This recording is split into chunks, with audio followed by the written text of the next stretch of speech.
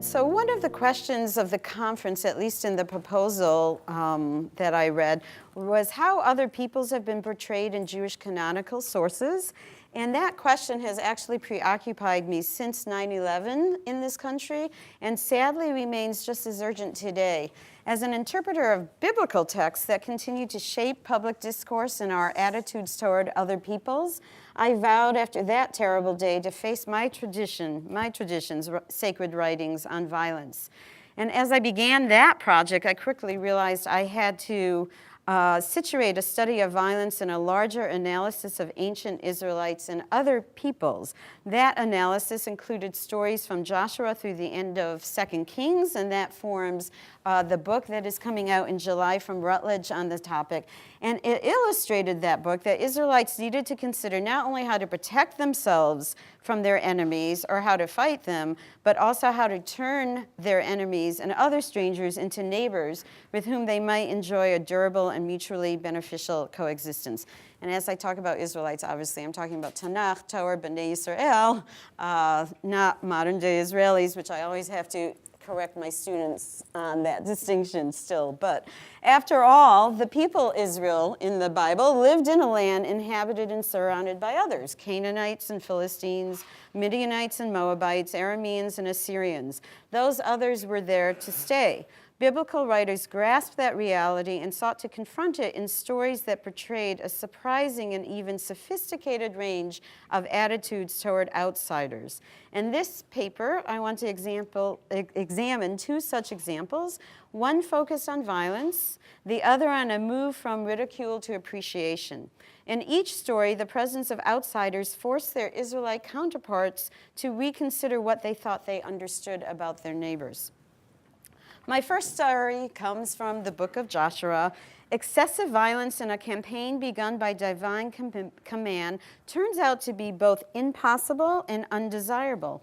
None other than Joshua, successor to Moses and commander of the Israelite army, rethinks his task and the enemy in more sober and careful ways.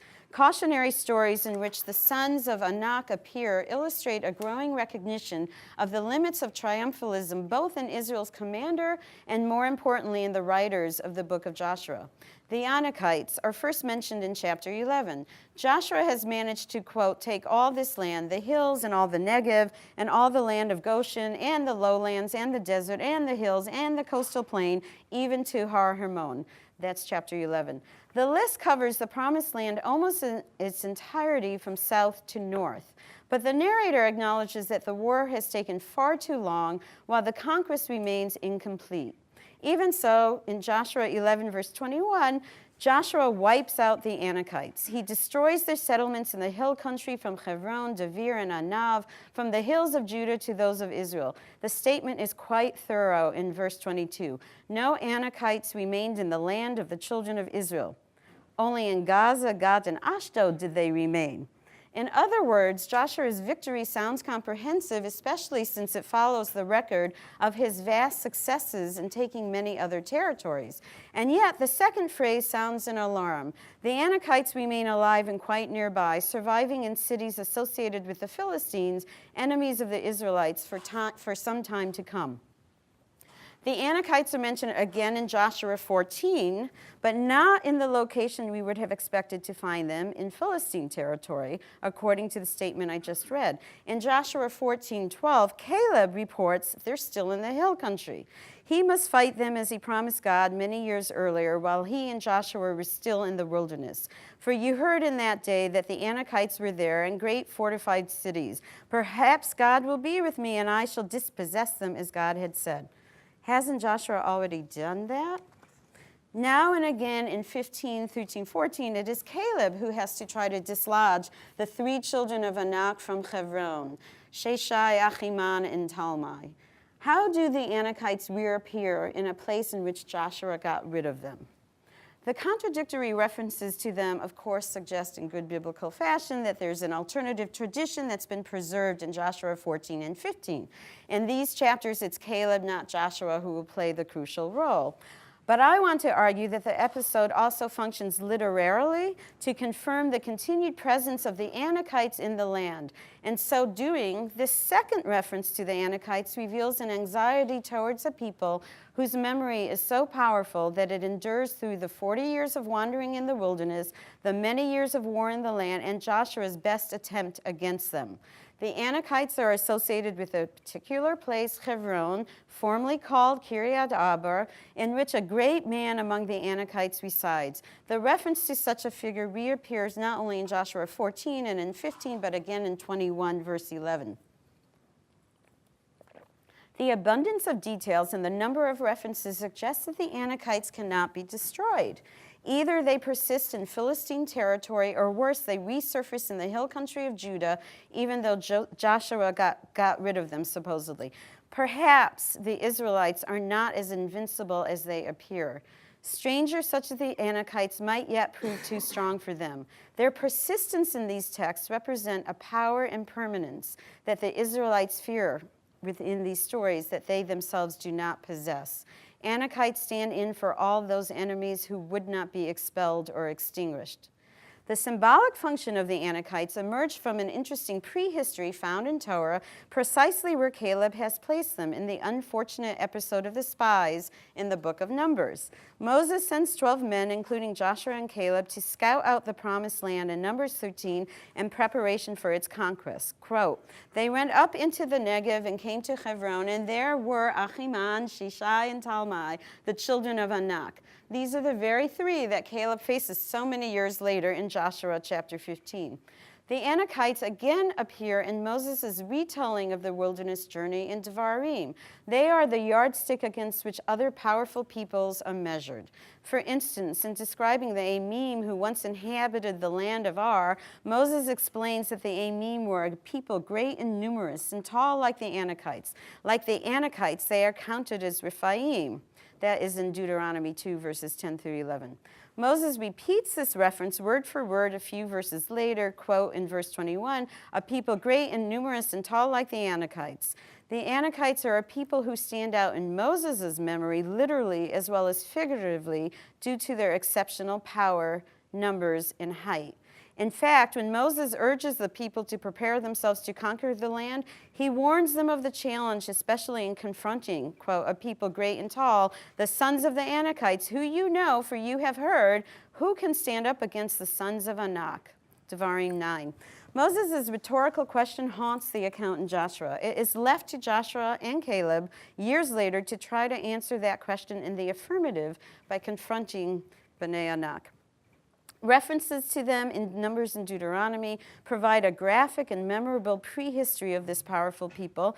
They have the unfortunate habit of persisting as a symbol of those peoples who the Israelites are unable to defeat.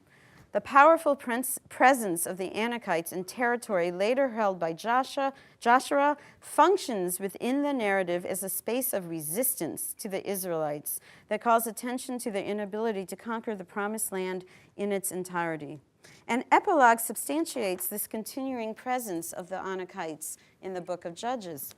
There, the narrator describes a battle by the Judahites against none other than Shishai, Achiman, and Talmai, still in Hebron, but this time after Joshua's death in the first chapter of Shoftim.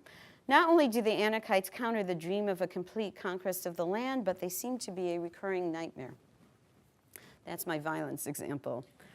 The literary artistry of biblical stories, as well as the editing of those stories into a whole, especially provide biblical writers a creative means to wrestle not only with the limits of relationships with other peoples, but also their potential.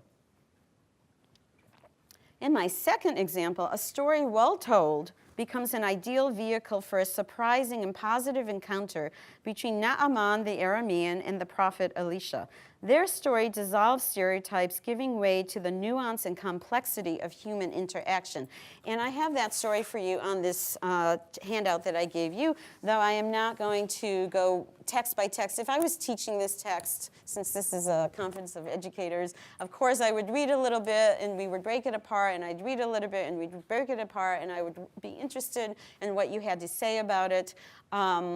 And today I'm going to do that through my comments rather than through exchange with you. But I, of course, am open and interested in what you have to say about it in your comments afterwards. And I'm doing mostly the English translation of these texts, which is my own. But every once in a while, I might look at the Hebrew, because obviously the Hebrew is bearing the argument that I want to make more clearly than an English translation would do that. So Naaman, if you look at verse 1, is really rather abruptly introduced as the head of an Aramean army in the second book of Kings, chapter 5, verse 1. V'Naaman, sar tzava, melech Aram, haya ish gadol lifnei Adonav, unsu fanim, kivo natan Adonai teshu'a la'aram, v'ha'ish haya gibor chayal mitzorah. So, a great man before his Lord, elevated in favor, since through him God gave victory to Aram, and he was a great warrior, a leper. And of course, leper is a controversial translation for mitzorah, so think of it as skin disease as you will, but I left it as leper, and you'll see later at the end of this story why I've done that. What a mixed description. On one hand, Naaman is a warrior of great distinction, which lends significant meaning to his ultimate confession of belief in the Israelite God. And that, of course, is kind of like the key of this story, right? Because if he hadn't confessed that Yod-Heh-Vav-Heh, the God of the Israelites, was his God, he probably would not have been quite as honored in this story in the end. So that's, if he kept loyal to his Aramean God, would he still be considered such a valorous figure? And we can talk about that later. But his being a warrior of great distinction lends significant meaning to his ultimate confession of belief in the Israelite God. But on the other hand, this same Israelite God uses Naaman to allow Aram, a sometime enemy of Israel, victory, right? God allows that victory. And another scholar of the Bible, Frank Spina, offers an explanation for God's motives that, while familiar to anyone who studies this particular question of why do these enemies constantly beat the Israelites, it is still somewhat troubling, this explanation. This notation about God's positive involvement with Naaman and Aram has the effect of reorienting the reader. At the very least, it means that no easy conclusions can be drawn about what side God is on. God will use those very enemies as an instrument of judgment against Israel. Yet I think, thanks to the intricacy of this plot and the characterization of Naaman, he becomes more than a plot device or an exploited vehicle of God. He's characterized in a richly layered way that humanizes him. To begin, the warrior is a leper. His description juxtaposes power, status, and leprosy. Power and status have their limits if they can't protect this great commander from this skin disease. Verse 3 adds another negative note to this tale. The Arameans raid sites in Israel. As a result of their aggression, an Israelite girl is taken captive and placed in Naaman's house. These verses suggest the extent to which the Arameans disrupt the daily lives of Israelites. Yet they also illustrate the positive influence of at least one Israelite captive on her Aramean master. The young Israelite girl, learning of his leprosy, exclaims to her mistress, "Oh, would that my lord were before the prophet in Shomron, so that he would cure his leprosy." That's verse 3. Her portrait, however terse, one of those female characters that kind of appears and disappears really quickly, is still rather extraordinary. Even as a servant, she does not lose her capacity for compassion for her captive. By facilitating Naaman's cure, also literarily, she sets the tale in motion. We need her to move the plot forward. As we shall see, servants play important roles throughout this particular tale. The king of Aram sends Naaman with a straightforward letter to the king of Israel, and now I'm quoting verses 6 through 7. "I sent to you Naaman, my servant, so that you cure his leprosy." And it was when the king of Israel read the letter, he tore his clothes and said, "Am I God to kill or to give life, that this one sends to me to cure a man from his leprosy? But so know, please, and see, he must be seeking a quarrel with me." When faced with such a request, the king of Israel panics. Strikingly, this is in contrast to the young Israelite girl. The prophet doesn't enter this king's mind at all. She lives with this notion of this prophet, but her king does not. His panic is juxtaposed to her calm as he rushes to the worst possible scenario. It must be an Aramean trick. And again, I want to highlight Frank Spiner's negative assessment of this Israelite king, whose actions indicate that he has no more insight into the nature of the situation than do the Arameans. He never once thinks of that prophet who is in Shomron. From the Israelite king's vantage point, neither he nor Israel is any more capable of dealing with Naaman's condition than are the Aramean king and the Arameans. I'm going to make this point later, but it's clear from here that the Aramean is also being used to critique Israelite kingship, right, which is a famous trope both in the prophets, but from all of Nevi'im, especially Shmuel and Melachim, that trope is there, and Naaman is helping us make that critique in this example. The prophet Elisha, on the other hand, identifies the king's ignorance of his powers and demands of the king that he send Naaman to him, really so that both the king and the Aramean commander, quote, can know that there is a prophet in Israel. The scene shifts to the opening of Elisha's house, and I'm not really a film buff, but I could see this filmed right now. Naaman arrives with his chariot and his horses, and signs of the worldly power that have failed this great commander to protect him against his illness. Standing in Elisha's doorway, Naaman is on the verge of a cure, and those of us who love liminal spaces, the threshold, the door, etc., he's on the verge of a cure. Elisha instructs him via messenger to cure himself by bathing 7 times in the river Jordan.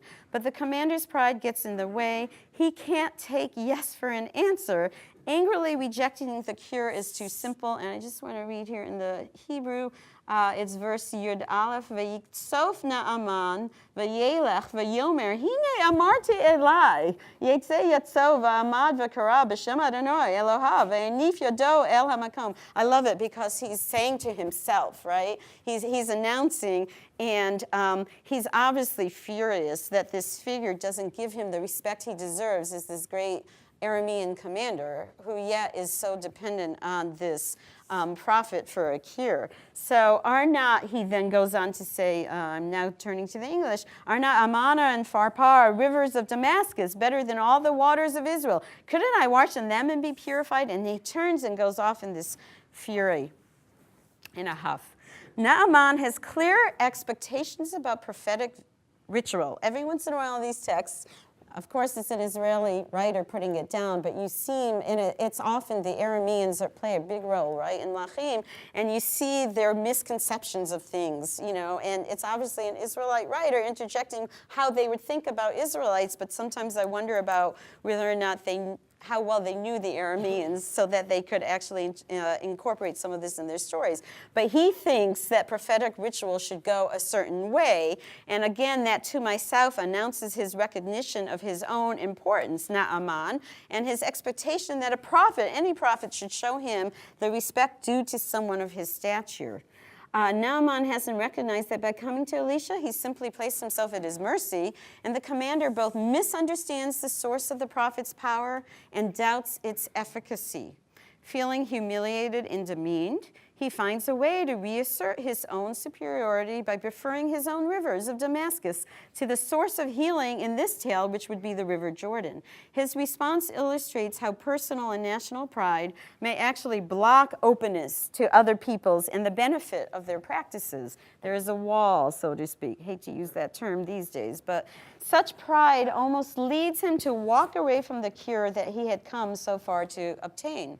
But luckily for Naaman, he has wise servants, not just the Israelite girl, but his own servants know how to craft an argument that can persuade him. They address his common sense.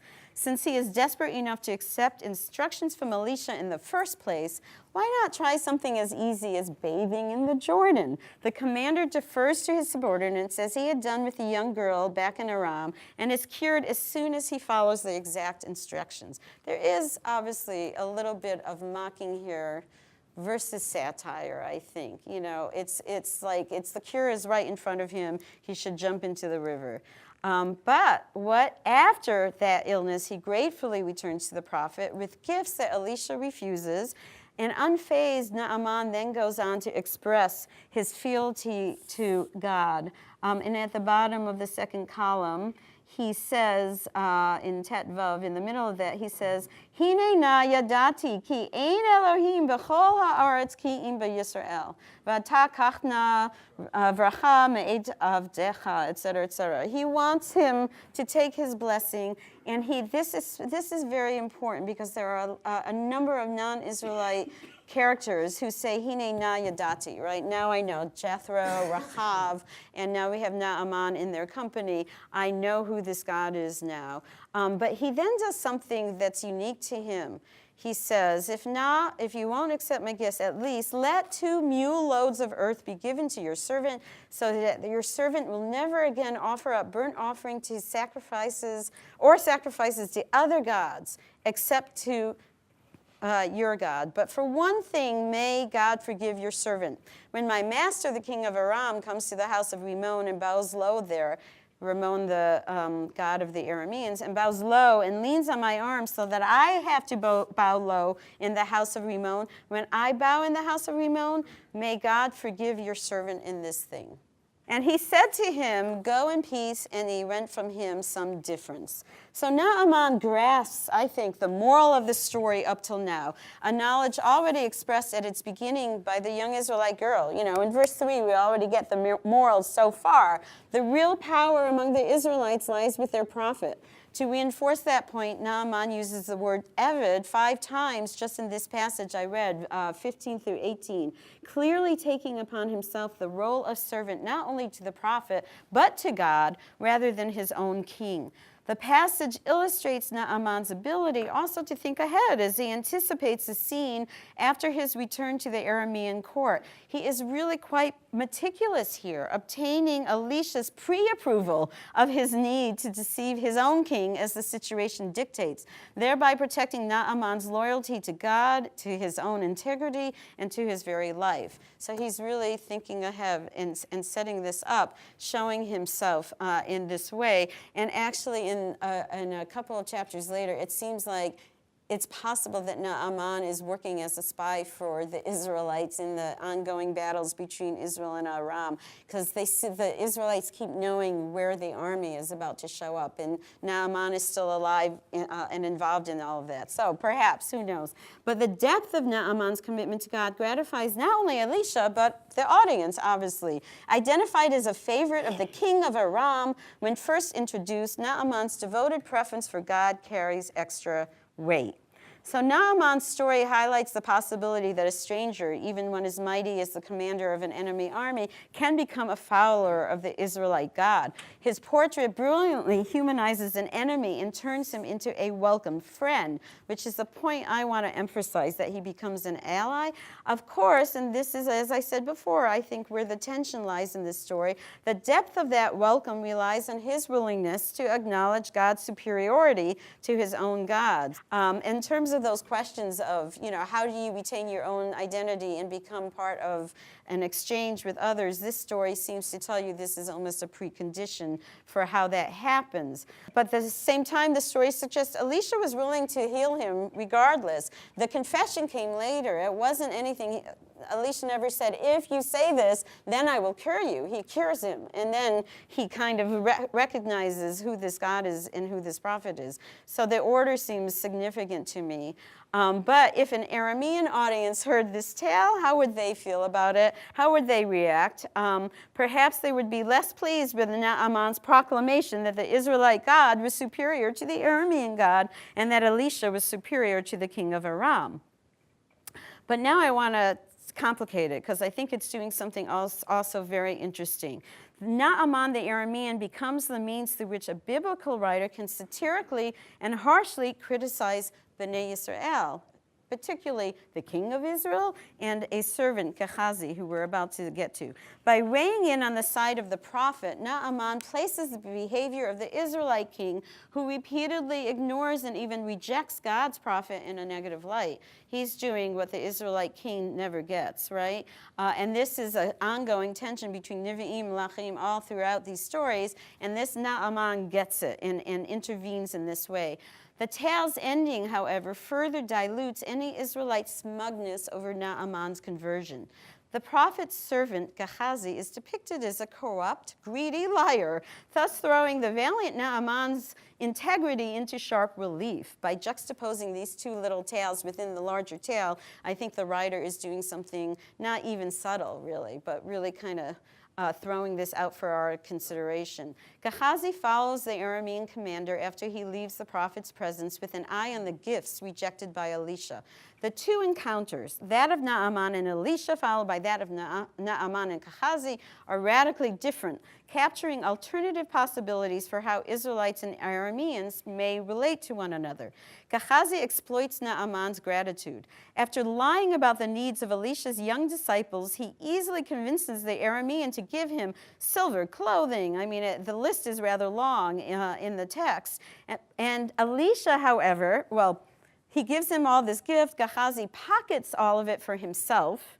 And then he returns to Elisha blatantly lying when he encounters him. Elisha, of course, being the prophet, is not deceived. Is this a time to take money? The leprosy of Naaman will cling to you and your descendants forever. And he went out from him, before him, leprous like snow, which is the very last verse here. V'tzara'at Naaman tidbak bacha uvza'archa la'olam v'yetzem lefanav mitzara kasheleg. Right, which actually you should think of Miriam when you hear that. But so there you have the end of the story, and the beginning of the story is a very nice frame to also confirm, I suppose, my argument about how linked those two tales are, those two characters. Leper ends the last sentence, so Gehazi has been cast from the inside out. So Naaman's story complicates the dichotomy between Israelite and outsider or stranger by valuing sagacious behavior more than ethnic or national identity. The female Israelite servant and the Aramean servants of Naaman paved the way for his cure, while an Israelite king is ineffectual and an Israelite servant corrupt and duplicitous. Yet ethnicity does play some role, of course, because as an Aramean, Naaman reinforces the credibility and stature of the Israelite prophet Elisha and the superiority of God. By the end of this tale, it's hard to maintain stereotypes. One has a fuller, richer picture of Naaman the Aramean and admires him, but scorns Gehazi the Israelite. Taken together, both these tales, the Joshua tale and this one in Kings, the Anakites and the Arameans illustrate that strangers within Israel's borders and those from outside are of great interest to the biblical writers. The authority of a significant leader in Israel, whether it be commander or prophet, Joshua or Elisha, sanctions the outcome of each story. In the first, in the face of unceasing conflict, Joshua introduces a corrective to an over-reliance on violence. The recurring presence of Anakites illustrates the limits of violence and warns against the folly of assuming its efficacy in ridding the land of other peoples. In the second story, Elisha does not withhold his healing powers from someone who in other circumstances is an enemy. Elisha succeeds in turning that enemy into an ally. In my larger study, I discovered that these two examples are far from unique. Just as in these two, other biblical characters challenged the raging of war on numerous grounds: pragmatic, political, existential, among others. Tolerance, hospitality, generosity, even empathy existed between Israelites and their neighbors. Shared interests led to collaboration and negotiated peace instead of unceasing conflict. Of course, a great deal is still at stake. We too live in a world of threats from strangers we do not comprehend, as well as neighbors we willfully and shamefully misunderstand. Like the ancient Israelites, we do so at our own peril.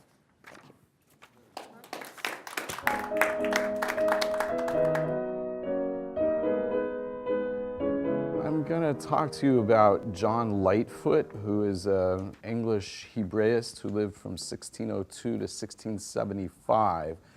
And to understand what makes Lightfoot important, interesting in the history of Christian Hebraism, I will talk to you for a few minutes about Christian Hebraism. Christian Hebraic studies always sort of had two foci, and any given thinker in this area would be dedicated to one or both of them in some combination. One was the use of Hebrew knowledge to convert Jews, and the other was the use of Hebrew to understand the Bible and to understand Christianity better.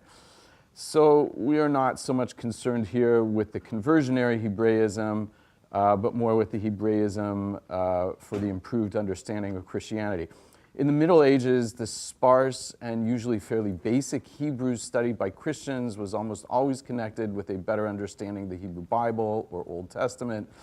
Since only a small elite of scholars was interested in this subject at all, let alone having the tools to work on it, Hebraism was a very small business. We mostly perhaps hear about the Victorines, who were already 12th century, early 12th century, tiny circles elsewhere perhaps. The first major change in this pattern comes later in the 12th century for a couple of reasons. One is, and they're connected, one is that, as my teacher Amos Funkenstein, Alav HaShalom, pointed out, Christendom rediscovers the Talmud in the 12th century, largely through the efforts of converted Jews.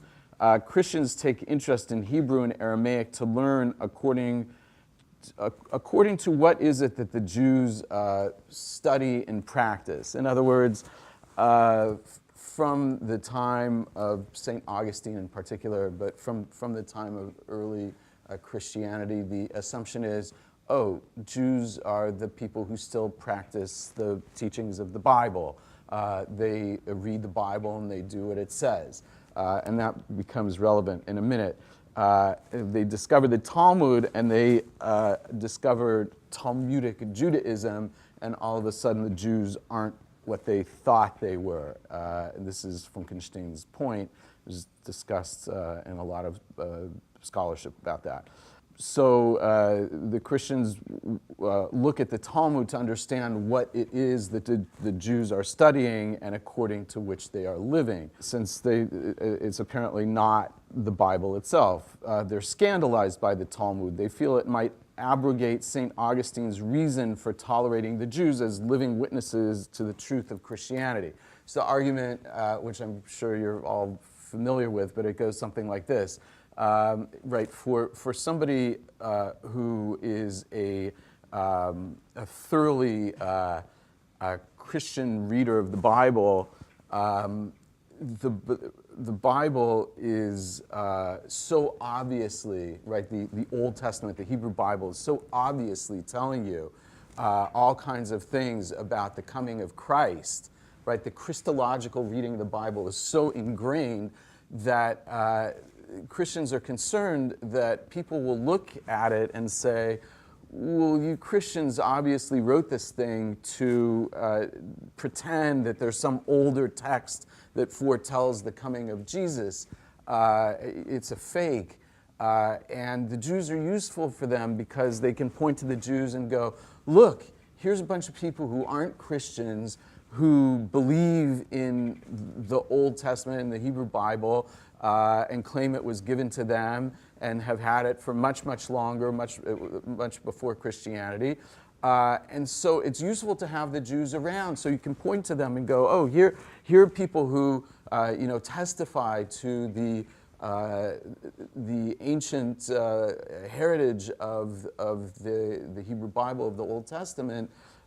It wasn't written by us. It's not a fake. It's really there. So Jews were useful for this. That's what makes them a living testament to the truth of Christianity. When you discover that they're not living according to the Bible, all of a sudden they stop having that function. And Augustine had essentially said, it's because of that function that we allow them to live among Christians. Because they are a living witness to the truth of Christianity, that's why they can live among us. Well, if what they're practicing is not biblical Israelite religion, if they're practicing something else, maybe that reason for letting them live among us is abrogated. And it's not just a theoretical concern. If you know the history of anti-Judaism in the medieval world, which you all do, you know that things start getting much worse for Jews. probably not unconnected with this issue. Okay, so Christians are scandalized by the Talmud, and they feel it may abrogate St. Augustine's reason for tolerating the Jews. Second, and connected with that, right, what is it that's happening in the 12th century? The popes and Christian leadership become sensitized to the weakness of European Christian knowledge and begin to address the proper evangelization of their already nominally Christian flock. Europe is nominally Christian, but it's not very Christian. It's a lot of sort of paganism with Christian overlay or whatever. And so this project really begins in earnest to truly Christianize Europe. And oh yeah, there are also these Jews all over Europe. They need converting. So this is one of the reasons that converted Jews begin appearing on the scene and bringing the Talmud to the attention of the church. While these shifts in attitude toward Hebrew and Hebrews are mainly connected with conversionary Hebraism, they're important to our story because they mark the beginning of concerted Christian engagement with the Talmud and rabbinic literature. This is, as we say, bad for the Jews. The nature of this engagement with the Talmud is almost always to find fault with Talmudic Judaism. How the Jews knowingly depart from biblical authority, how Jews pointedly blaspheme Jesus and Christianity, how Jews are immoral, that's what they're looking for. It's not like yeshiva, the way I remember it, I don't know. This signals a shift from the European Christian view of Jews as simply stupid people unable to recognize the truth of Christianity. It's a shift to a new view of Jews, the demonic view of Jews, as antichrists, as rabbis, right? The rabbis know the truth of Christianity, and they deliberately and satanically turn their backs on the Christian truth. So the Talmud is what leads Jews away from Christianity. It's evil. Thus, the late Middle Ages sees a modest rise in Hebrew and Talmudic study, mostly for conversionary purposes and generally led by converted Jews. The next major shift occurs with the rise of humanism in the late 15th century. And to me, one of the strangest things about the rise of the really major movement toward Hebraism is that it starts with Christian Kabbalah, of all things. It's Count Giovanni Pico della Mirandola who kind of discovers the Kabbalah and starts studying Hebrew and Aramaic and hires this crazy Flavius Mithridates to translate for him. And so he and Johannes Reuchlin and several other important humanists become interested in Kabbalah. So here we depart sharply from the conversionary impetus toward Hebraism, though they still pay lip service to conversionary studies because they got to explain to people why they're studying Hebrew. You can't explain because it's interesting and I'm learning stuff from it. That won't work. You have to explain that, oh, I'm trying to convert Jews. And it's a move toward the radical idea that the rabbinic literature, allegedly of Jewish antiquity, contains secret hidden truths of nature as well as of Christianity. So the Pope frowned on this direction of inquiry and stopped Pico from publishing certain things and so on, but the very prestige of the figures involved in this movement gave it some standing, and indeed Christian Kabbalah lasted for centuries. The more generalized boost for Hebraism at the turn of the 16th century came from humanistic interest in textual investigation, including the examination, editing, and shortly thereafter translation of biblical texts. So this, of course, called for a thorough knowledge of the original languages of the Bible, Greek and Hebrew.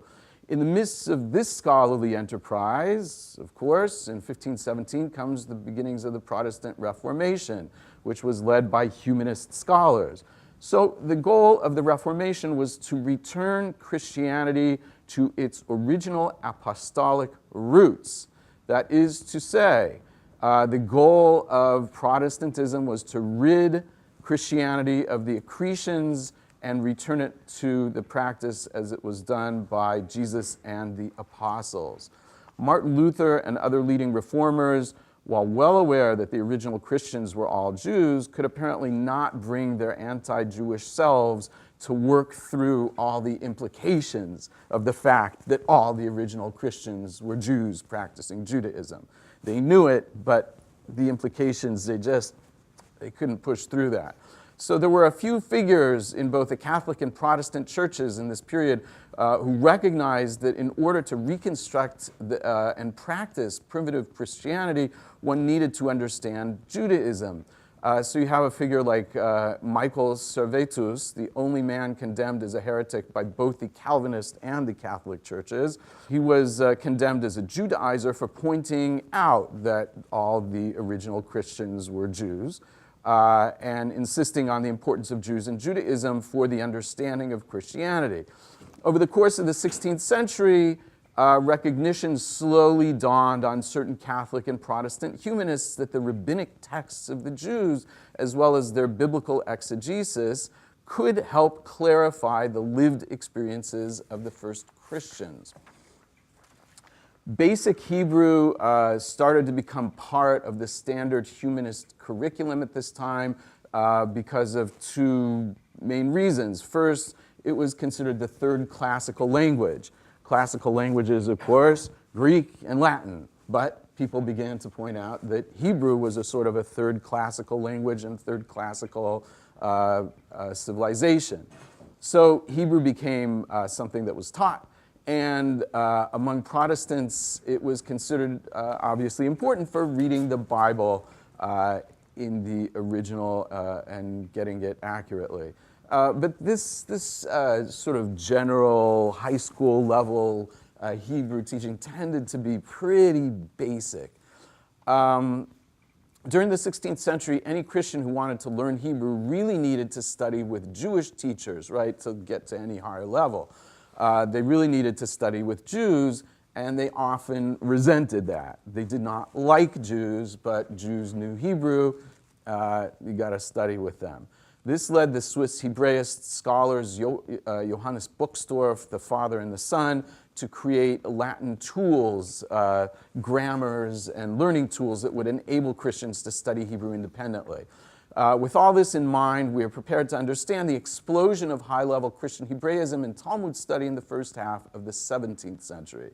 So just note the factors: a widespread basic familiarity with Hebrew among scholars, textbooks and grammars for the independent study of those languages, a real impetus to study Hebrew and Aramaic for the better understanding of early Christianity, and the slowly growing ability to see rabbinic texts as useful tools rather than regarding them only with revulsion. So these are the factors that have changed really over the course of the 16th century. So this brings us to Lightfoot, one of the best Hebraists of the entire early modern period. What I called in my title his revolution is his willingness to realize that the lone surviving text for understanding the lived experience of Jesus and of the apostles are the Talmud and the Midrash. If you want to know what Jesus' life looked like and what the lives of the apostles looked like, what their religion looked like, what their lives looked like, the only place that you can really go to get a sense of that is the Talmud and the Midrash. Okay.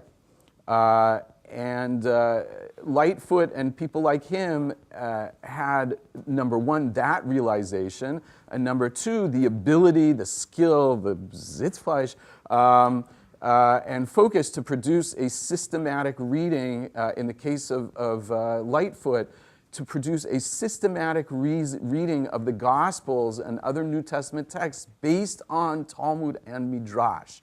As Lightfoot's biographer Chaim Eliezer Schertz points out, Lightfoot's commentary on the Gospels looks almost like the glosses of Rashi on the Torah. And we'll look at that in a moment. So just a quotation from Lightfoot about working with rabbinic texts will give us a sense of how he viewed his enterprise. He says, "There are no authors do more affright and vex the reader than the rabbis, and yet there are none who do more entice and delight him. In no writers is there greater or equal trifling, and yet is none is greater or so great benefit." The doctrine of the gospel hath no more bitter enemies than they, the rabbis, and yet the text of the gospel hath no more plain interpreters. To say all in a word, to the Jews, their countrymen, they, the rabbis, recommend nothing but destruction and poison, but Christians, by their skill and industry, may render them most usefully serviceable to their studies and most eminently tending their interpretations of the New Testament. Now, obviously, that's not what the Talmudic and Midrashic writers had in mind, but that is what Lightfoot sees them as being useful for. So before we look at a text, I want to say one more thing about the Hebraeus, a lesson since 2 out of the 3 Melton Centers are about pedagogy. I will throw a pedagogical point out there, which I'm not good at. A cautionary note. The history of Christian Hebraism teaches us that, contrary to what we tend to tell our children, or at least what I probably told my children, education and familiarity with the other do not always breed sympathy and friendship with the other. In the case of the Hebraists, it seems like in some cases the more contact they had with actual Jews, the more they hated them and did some very ugly things to them. Okay, so what I had planned to hand out here was a few pages of Lightfoot, including his commentary on the Lord's Prayer. So today's like Sermon on the Mount Day, and we had the Lord's Prayer. I thought that would be great. Unfortunately, at 1 in the morning when I was downstairs trying to get the lady behind the counter to scan my material and whatever, I got my pages backwards. So we have a little bit of the Lord's Prayer and some other stuff. So I'll hand these out. While that is going around, I'll just read you a few passages from the previous page, which I had meant to give you. So he's talking about the passage in Matthew 6 with the Lord's Prayer. I was going to suggest that, if you want to check up on what I'm telling you, you look in your drawer in your room, but they don't do that anymore. I don't know, the Gideons, I don't know what happened to them. So just to get a flavor of what it is he does, I mean, just look at how much detail he's giving you on those pages. But I'm going to read from the previous page where he's first talking about the Lord's Prayer. He says, while the heathen said to his idol, thou art my father, from Jeremiah 2, the Israelite was bound to say, our Father which art in heaven, from Isaiah 53. So the Lord's Prayer, our Father that art in heaven, hallowed is thy name, thy will be done, thy kingdom come in heaven as it is on earth as it is in heaven, and so on, right? So that's what he's explained. So his first point, right, is why does it say on earth as it is in heaven? Our Father which art in heaven. Why does it start that way? So that's why he says, by quoting from Jeremiah, when Christ useth this manner of speech, so very well known to the nation, does he not use it in a sense it was known to the nation also? In other words, he is telling us what Daniel Boyarin is now telling us in 2017, right? And what Michael was getting at earlier, which was so beautiful, right? Here is the Christian scholar telling us, oh, if you look really closely at the Lord's Prayer, everything in it fits right into a Jewish context, right? That's not a Jewish professor at the Hebrew University talking to Israelis. That's a major Christian scholar of the 17th century explaining to a Christian audience. And this is a classic, right? How exactly what you were pointing out earlier is the case. I took the liberty this morning of looking up the Lord's Prayer on Wikipedia, and one of the parts of the article, don't think I'm in the habit of doing this. Don't ever tell my students you heard this from me, but Nobody does. if you, there's a section there where it quotes from a Portuguese rabbi, I assume of Amsterdam, Mendes, somebody. He says, oh, look, the whole Lord's Prayer is all Jewish, and he gives all these references, and I was thinking, God, this guy could have saved so much time like Michael Gillis could have if he just looked at Lightfoot, because he told you all of the same things hundreds of years ago, plus tons of other references that you didn't even notice. It's incredible, right? So detailed. So he goes on about why it's our Father, what art in heaven, and then he goes on about thy king, hallowed be thy name, thy kingdom come. He says, this obtained for an axiom in the Jewish schools, kol bracha she'en ba malchus ein a bracha. That prayer wherein there is no mention of the kingdom of God is not a prayer. Then he quotes Abaye, like it to this is that of Rav, to be reckoned, that is the tradition. Lo avarti mimitzosecha v'lo shachachti, and so on, right? Every possible passage. I mean, my obviously, kind of go-to is Avinu Shabbat Shamayim, Tzur Yisrael, right? Avinu Shabbat Shamayim. What does it say right before in Ma'ariv, right? Tzur Yisrael v'go'alo. No, that's the wrong one. That's the wrong one. You know what I'm talking about. Anyway, so there's a piece in the tefillah that is almost word for word the beginning of the Lord's Prayer. He brings that, but he brings all kinds of stuff that would never have occurred to me.